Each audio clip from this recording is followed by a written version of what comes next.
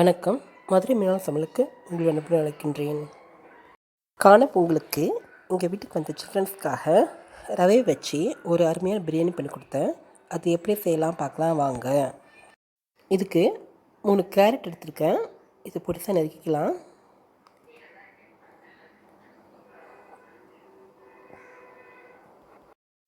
Beans எடுத்திருக்கேன். இது பொடிசாக நறுக்கிக்கிறேன். ஒரு உருளைக்கிழங்கு சின்ன சின்னதாக நறுக்கிக்கலாம். பச்சை பட்டாணி இருந்தாலும் இது கூட சேர்த்துக்கலாம். காரத்துக்கு 7 பச்சை மிளகாவை நீல வாக்கில் நறுக்கியிருக்கேன். 3 தக்காளியை சின்ன சின்னதாக நறுக்கிக்கிறேன். 7 பல் பூண்டை பொடிசாக நறுக்கியிருக்கேன். துண்டு இஞ்சியை பொடிசாக நறுக்கியிருக்கேன். நாம் இதை அரைச்சி சேர்க்க மாட்டோம், அப்படி தான் சேர்ப்போம். 2 இலக்கு ரவை சேர்க்க போகிறோம். இது 1/2 கிலோ இருக்கும். நாம் இதில் வெங்காயம் சேர்க்க மாட்டோம். சேர்த்தா இது உப்புமா மாதிரி ஆயிரும். நம்ம பண்ணுறது பிரியாணி அல்லது பிரிஞ்சுன்னு சொல்லலாம். ஒரு கைப்பிடி அளவுக்கு கொத்தமல்லியை நறுக்கி வச்சுருக்கேன். பிரிஞ்சியில் கல்பாசி, கிராம்பு, சோம்பு, பட்டை, மராதி மொக்கு. பெரிய கடாய் வச்சுருக்கேன். தேவையான அளவுக்கு எண்ணெய் சேர்த்துக்கலாம். ரவையை போட்டுக்கலாம். இது கருகாமல் நல்லா வாசனை வர வரைக்கும் வறுக்கலாம். நல்லா வறுபட்டுச்சு. இப்போ இதை ஒரு பாத்திரத்தில் மாற்றிக்கலாம். அதே கடாயில் எண்ணெய் ஊற்றிருக்கேன். எண்ணெய் காயட்டும். ஏலக்காய், பட்டை, மராத்தி மொக்கு, கிராம்பு, பிரிஞ்சிலை, கல்பாசி எல்லாத்தையும் சேர்த்துக்கலாம். இப்போது இஞ்சியையும் கருவேப்பிலையும் சேர்த்தேன். இப்போ பூண்டு சேர்த்துக்கலாம். வதங்கட்டும்.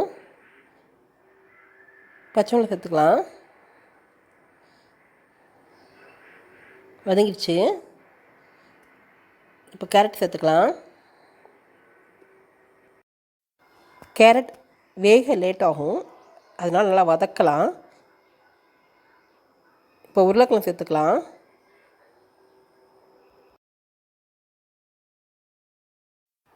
இப்போது பீன்ஸ் சேர்த்துக்கலாம். கொஞ்சம் வதங்கட்டும். இப்போ மஞ்சத்தூள் சேர்த்துக்கலாம். அது கூட தக்காளி சேர்த்துக்கலாம். எல்லாத்தையும் நல்லா வதக்கலாம். ஒரு மூடி போட்டு வைக்கலாம். அந்த எண்ணெயில் வதங்கட்டும். இப்போ திறந்து பார்க்கலாம். நல்லா வதங்கியிருக்கு. இது வதக்கும் போதே ஒரு பாத்திரத்தில் 4 டம்ளர் தண்ணி வச்சுருக்கோம். அது கொதிச்சிருச்சு. இப்போ சேர்த்துக்கலாம். நல்லா கலந்து விட்டு ஒரு மூடி போட்டு கொதிக்க விடலாம். மூடி திறந்து நல்லா கொதி தான் பார்க்கலாம். நல்லா கொதி வந்துருச்சு. இப்போ காஞ்சி திராட்சை சேர்த்துக்கலாம். இது சில்ட்ரன்ஸ்க்கான பிரிஞ்சினால் சேர்த்துக்கிறோம். ரவையை சேர்த்துக்கலாம்.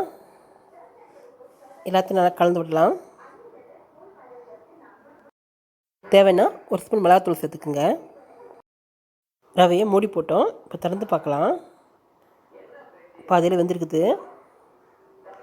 திருப்பி இதை மூடி போட்டு இன்னும் கொஞ்சம் நேரம் வைக்கலாம். நல்லா கிண்டி விடலாம். நல்லா வெந்திருக்குது.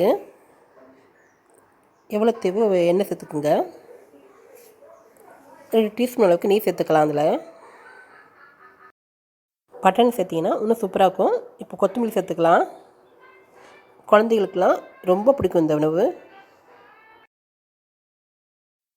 அருமையான கலர்ஃபுல்லான டேஸ்டியான அந்த ரவா பிரிஞ்சை ஆனியன் பச்சடியோடு செஞ்சு கொடுங்க. குழந்தைகள் முதல் பெரியவங்க வர எல்லோரும் விரும்பி சாப்பிடுவாங்க. இது நீங்கள் செஞ்சு பார்த்துட்டு எப்படி இருக்குன்னு சொல்லுங்கள். மறக்காமல் சப்ஸ்கிரைப் பண்ணுங்கள். கீழே இருக்க பெல் பட்டன் அமுக்குங்க. அப்போ தான் நாங்கள் போடுற வீடியோ உங்களுக்கு வரும். நன்றி.